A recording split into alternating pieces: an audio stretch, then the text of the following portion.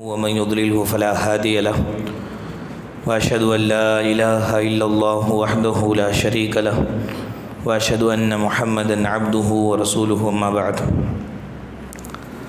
محترم بھائیو، الحمدللہ ہمارے 4 روزے مکمل ہوئے۔ اللہ رب العالمین سے دعا ہے کہ اللہ تعالی ہمارے روزوں کو قبول فرمائے، ہمارے عبادات کو قبول فرمائے، آمین۔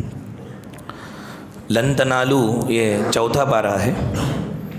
اس کے اندر بھی اللہ رب العالمین نے بہت ساری باتیں بتلائی ہیں۔ چند آیتوں کی مختصر تفسیر میں بتا کر اپنی بات کو ختم کروں گا۔ یہودیوں کے تعلق سے پچھلے پارے میں، اس سے پہلے پارے میں باتیں چل رہی تھیں۔ اللہ تعالیٰ نے خیر امت جو امت محمدیہ کو بنایا، اس سے پہلے یہ منصب، یہ عہدہ اللہ نے یہودیوں کو دیا تھا، اور ان کی نافرمانیوں کے سبب، ان کے اللہ تعالیٰ کی سرکشی اور بغاوت کی وجہ سے ان سے وہ عہدہ اور منصب چھین کر اللہ تعالیٰ نے امت محمدیہ کو دیا۔ یہودی لوگ بہت ساری باتیں ڈینگے مارتے تھے، بہت ساری اٹکل پچو باتیں بولتے تھے، ایسی باتیں بولتے تھے جن کا کوئی تعلق ان کی عملی زندگی سے نہیں تھا۔ ان باتوں میں سے ایک بات یہ تھی کہ وہ کہتے تھے کہ اللہ ہم کو بہت چاہتا ہے اور ہم اللہ کو چاہتے ہیں، اور یہ بہت علل اعلان، ڈنکے کی چوٹ اعلان کرتے تھے۔ قرآن کہتا ہے کہ یہودیوں نے کہا کہ نحن ابناء اللہ و احباؤہ، کہتے تھے کہ ہم اللہ کے بیٹے ہیں، اللہ کے چہیتے ہیں۔ لن تمسنا النار الا ایام معدودہ، جہنم میں نہیں جائیں گے، اگر کسی گناہوں کی وجہ سے جائیں گے بھی تو بہت کم مقدار میں رہیں گے، بہت کم مدت رہیں گے، اس کے بعد نکال دیے جائیں گے، اس طرح بولتے تھے۔ اللہ تعالیٰ نے امت محمدیہ سے کہا کہ یہ یہودی یہ کہتے ہیں کہ یہ اللہ تعالیٰ کو چاہتے ہیں، اللہ ان کو چاہتا ہے، تو اللہ تعالیٰ کی محبت کا جو یہ دعویٰ کر رہے ہیں، یہ دعوے کے ثبوت میں اپنا مال محبوب ان کو پیش کرو، بولو دیکھیں گے۔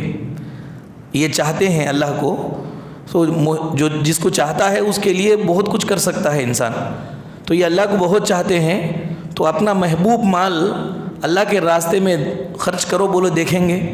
یہ کبھی نہیں کریں گے، یہ بہت کنجوس ہیں۔ لیکن مومنوں سے اللہ نے کہا کہ محبت اللہ سے تمہاری ہے تو اس کے دعوے میں، محبت کا دعویٰ سچا ہے، سچ کر دکھانے کے لیے اللہ کے راستے میں خرچ کرو۔ فرمایا لن تنالوا البر حتى تنفقوا مما تحبون، تم نیکی کو نہیں پا سکتے، تم جنت کو نہیں پا سکتے اس وقت تک جب تک کہ جس چیز کو تم چاہتے ہو اس چیز میں سے کچھ یا بہت اللہ کے راستے میں نہ دے دو۔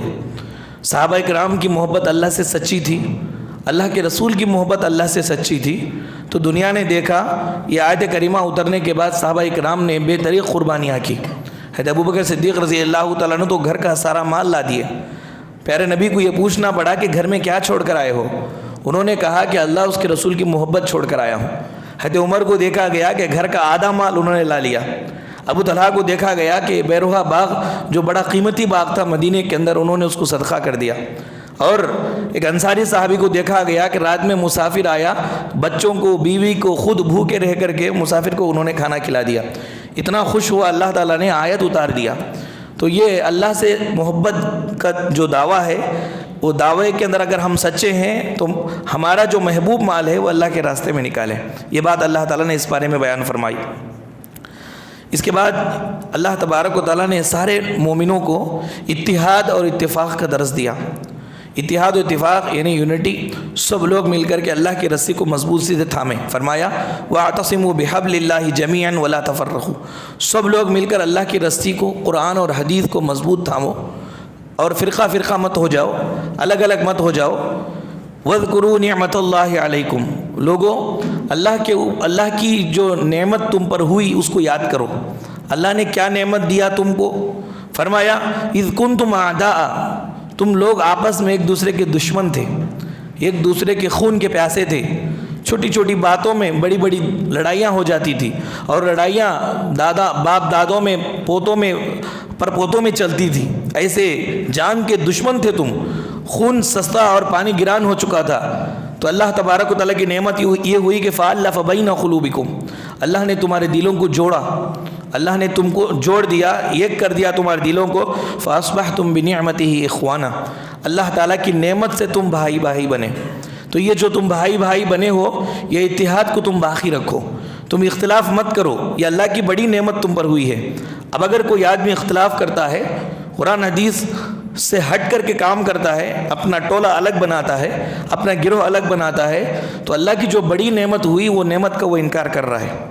آپ کو معلوم ہونا چاہیے قوموں کے عروج میں اور زوال میں، قوموں کے اونچا ہونے میں اور نیچا ہونے میں اتحاد اور اختلاف کا بڑا رول رہا ہے، بہت بڑا کردار ہے۔ یہ ریڑھ کی ہڈی ہے اتحاد اور اختلاف۔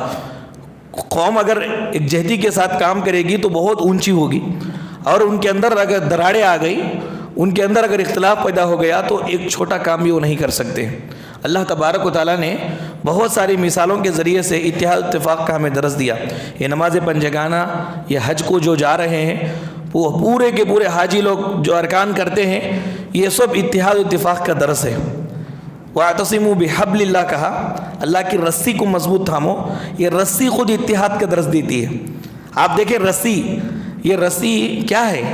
الگ الگ نار بانٹ کر کے رسی بنائی جاتی ہے۔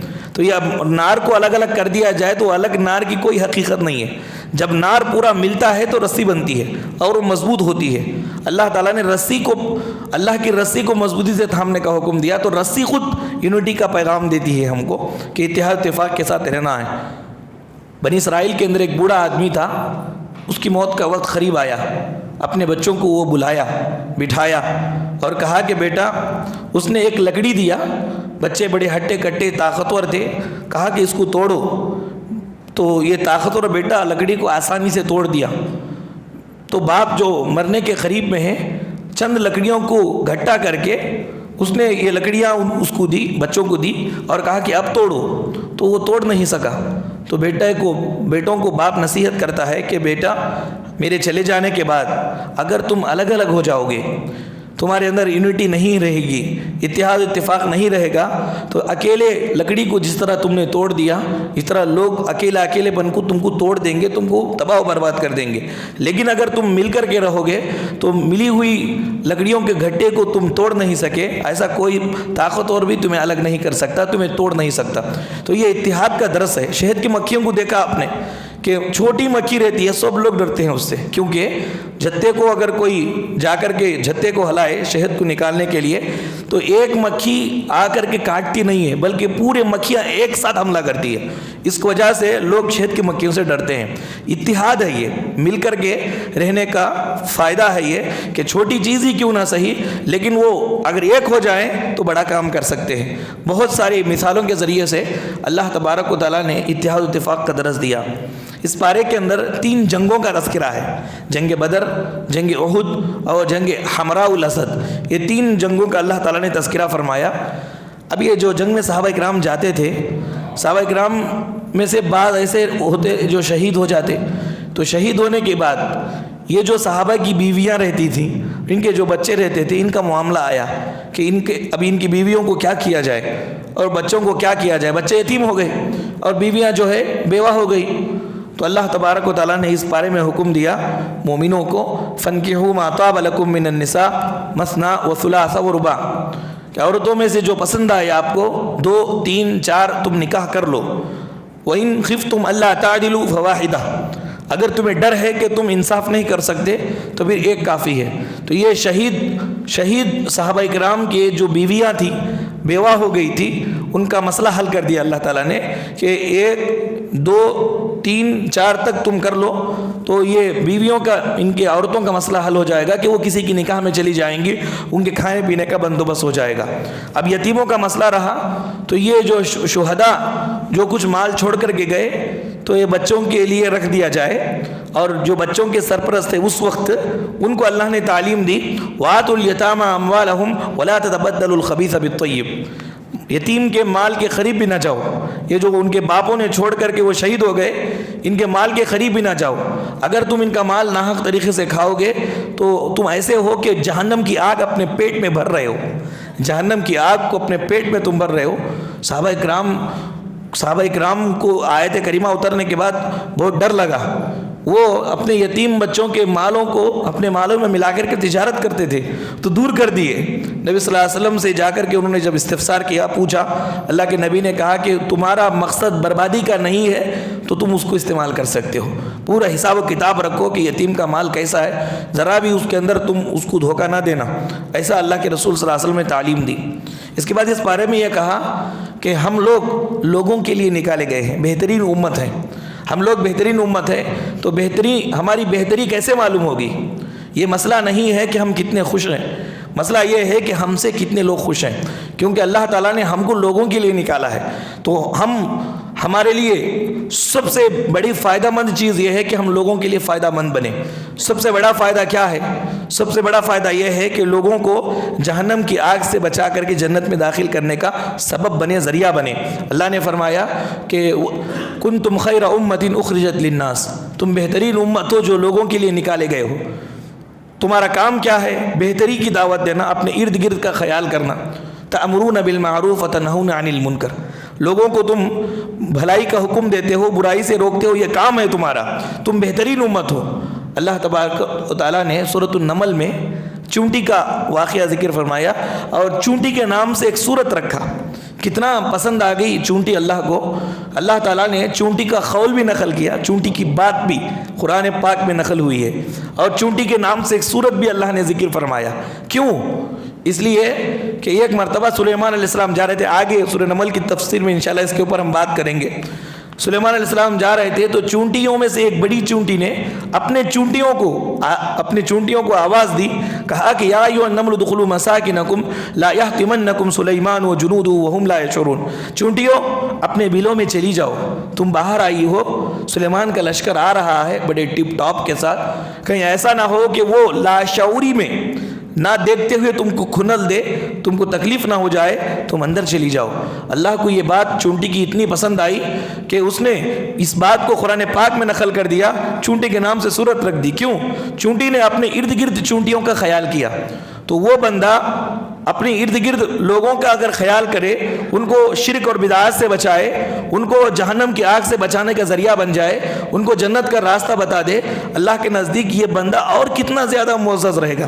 ایک چونٹی دنیا کے اندر چونٹیوں کا خیال کی ہے، جس کی وجہ سے اللہ کے نزدیک محبوب ہو گئی، تو ایک بندہ آخرت میں نجات کے لیے، بندے کے لیے صحیح راستہ اس کو بتاتا ہے، توحید کی دعوت دیتا ہے، شرک اور بدعات سے روکتا ہے، تو یہ اللہ تعالیٰ کو کتنا محبوب رہے گا۔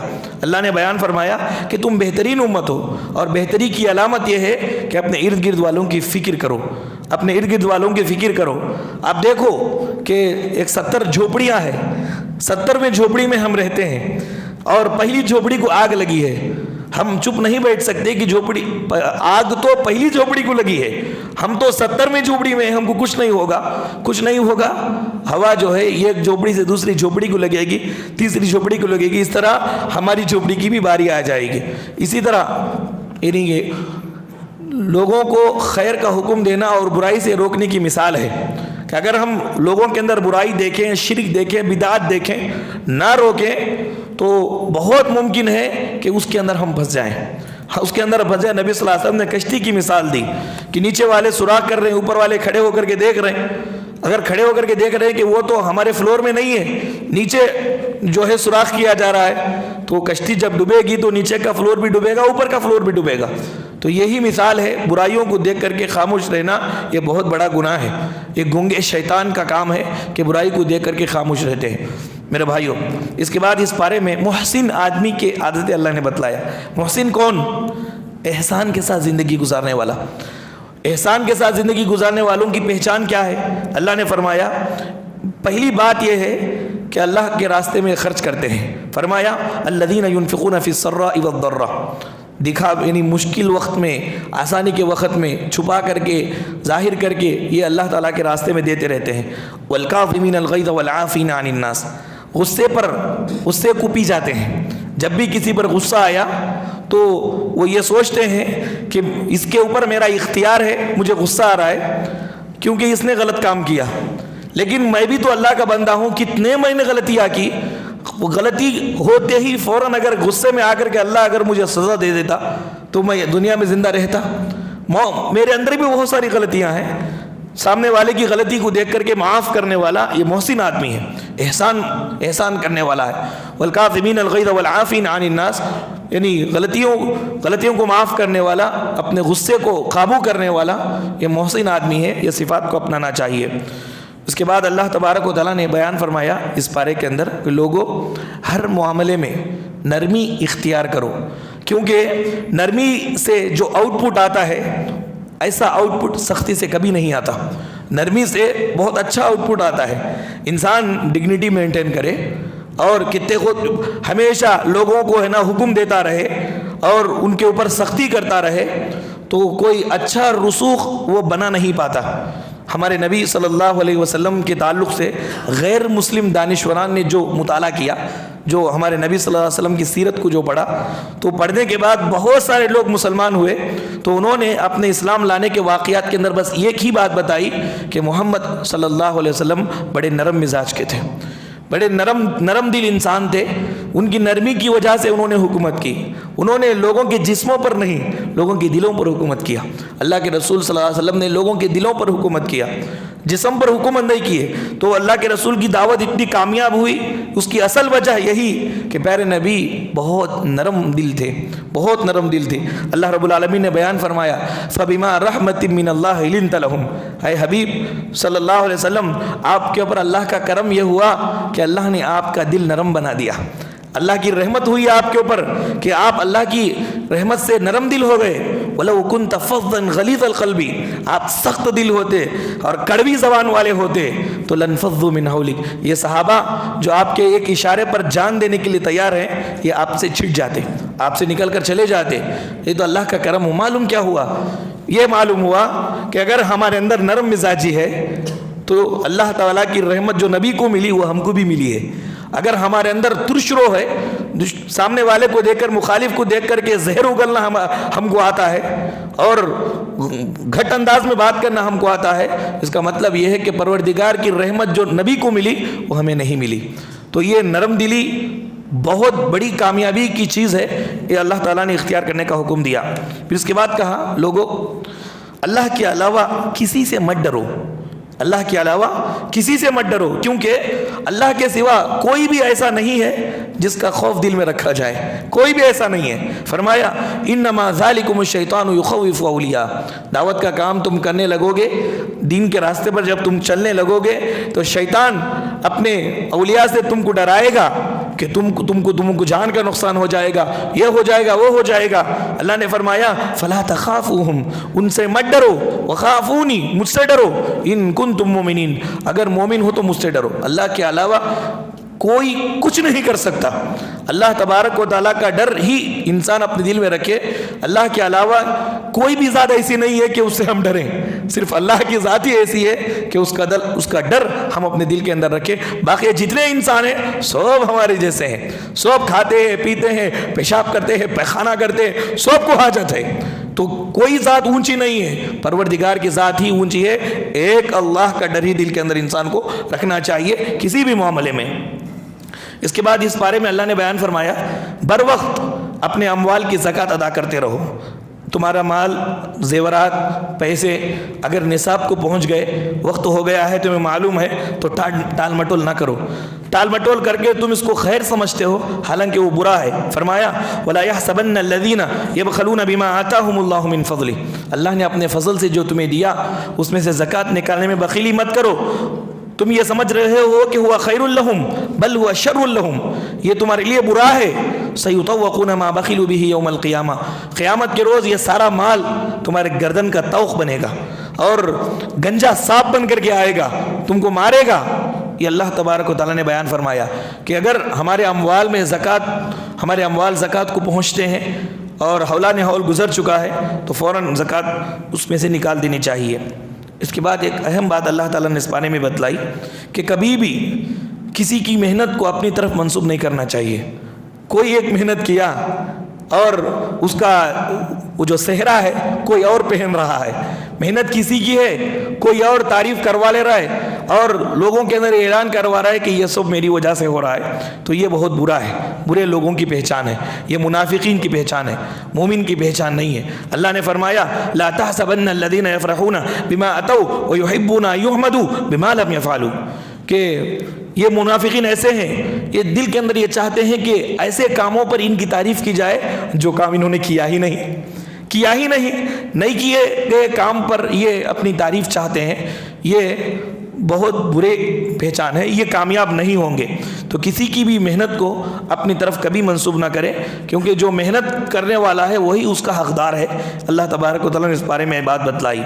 اس کے بعد یہ کہا اسلام کے شروعات میں، ابھی اسلام شروع ہوا، اس موقع پر زنا کی پوری سزا متعین نہیں ہوئی تھی، تو اس موقع پر سزا کیا تھی؟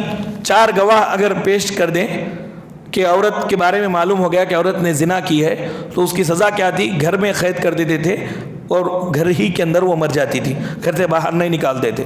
لیکن بعد میں اللہ تبارک و تعالیٰ نے اس کی زنا کی متعین حد نکالی، اس کے بعد آگے جو تعزیرات نکلے، سزائیں نکلی، اللہ تعالیٰ نے اس کا ذکر فرمایا۔ اس بارے میں کون سے عورتیں ہمارے لیے حرام ہیں اس کا ذکر اللہ نے فرمایا۔ پھر کہا کہ اگر کوئی آدمی توبہ کرنا چاہتا ہے تو اس کے لیے شرائط کیا ہے۔ پہلی شرط یہ ہے کہ جو گناہ اس نے کیا ہے وہ گناہ پر خوب شرمندہ ہو جائے، اور دوسری شرط یہ ہے کہ آگے پھر وہ گناہ کو کبھی بھی نہ کرنے کا پکا ارادہ کرے، پھر اس کے بعد اللہ تبارک و تعالیٰ کے حضور گڑ گڑا کر کے معافی مانگے تو اللہ تعالیٰ توبہ کو قبول کریں گے۔ اس کے بعد آخر میں یہ کہا کہ مومنوں، امت محمدیہ کو کہا مومنوں، یہودیوں سے منصب چھین کر کے اللہ نے تم کو دیا ہے، تو ظاہر بات ہے کہ وہ تمہارے دشمن ہیں اور وہ تم سے جلتے ہیں، موقع پاتے ہی تم کو نقصان پہنچانے کی کوشش کرتے ہیں، اس لیے اپنی دلی باتیں مومنوں کو بولو، دلی دوستی مومنوں سے کرو، یہ کافروں سے، یہ یہودیوں سے اپنی دلی دوستی مت کرو۔ دلی دوستی کافروں سے اور یہودیوں سے جائز نہیں ہے۔ دلی دوستی جس کو ہم کہتے ہیں جگری دوست، یہ جگری دوست مومن ہی سے کرنا چاہیے۔ ایک مومن دوسرے مومن سے دلی دوستی کرے، یہودیوں سے، کفار سے دوستی نہ کرے، کیونکہ الکفر ملۃ واحدہ، یعنی کفر جو ہے سب ایک ہی ہے۔ مسلمانوں کے مقابلے میں جب کفر آتا ہے تو سب مل کر کے ایک ہو کر کے آتے ہیں، پورے ایک ساتھ آ جاتے ہیں۔ پھر اندر ان لوگوں میں اختلاف رہتا ہے، لیکن جب اسلام کے نام پر آتے ہیں، حق پر آتے ہیں، تو سب مل کر کے آتے ہیں۔ تو اگر ہم نے اپنے اندرونی باتیں ان کو دوستی کر کے ان کو بتا دیا تو پھر ہم کو بجھانے کے لیے وہی کافی ہے۔ حضرت علی رضی اللہ تعالیٰ عنہ کہتے تھے کہ پانی جو ہے آگ پر کتنا بھی گرم کرو، پھر اس آگ کو بجھانے کے لیے وہ پانی کافی ہے۔ یعنی آپ کتنے بھی انگار میں پانی کو گرم کرو، پھر وہ گرم ہوا پانی، حالانکہ اسی انگار سے وہ گرم ہوا ہے، لیکن وہ انگار کو وہ پانی ہی بجھا دے گا، اگر اس کو اندر ڈال دیں تو بجھ جائے گا۔ یہ یہودیوں کی پہچان ہے کہ کتنا بھی ان سے ہم دوستی کرو، پھر نقصان پہنچانے کے لیے بس وہ یہودی اور یہ کفار کافی ہیں کہ فوراً ہمیں نقصان پہنچا سکتے ہیں۔ یہ تعلیم اللہ تعالیٰ نے دی، اور بہت ساری باتیں اللہ تعالیٰ نے اس بارے میں بیان فرمائی ہے۔ اللہ تعالیٰ سے دعا ہے کہ رب العالمین ہم تمام لوگوں کو قرآنی احکامات کو سمجھ کر ان پر عمل کرنے کی توفیق عطا فرمائے۔ اللہ تبارک و تعالیٰ نبی کریم صلی اللہ علیہ وسلم کی اطاعت و فرما برداری مرتے دم تک ہمیں کرتے رہنے کی توفیق عطا فرمائے۔ اللہ ہمارے روزوں کو اور ہماری عبادت کو قبول فرمائے، آمین۔ وآخر دعوانا الحمد للہ رب العالمین۔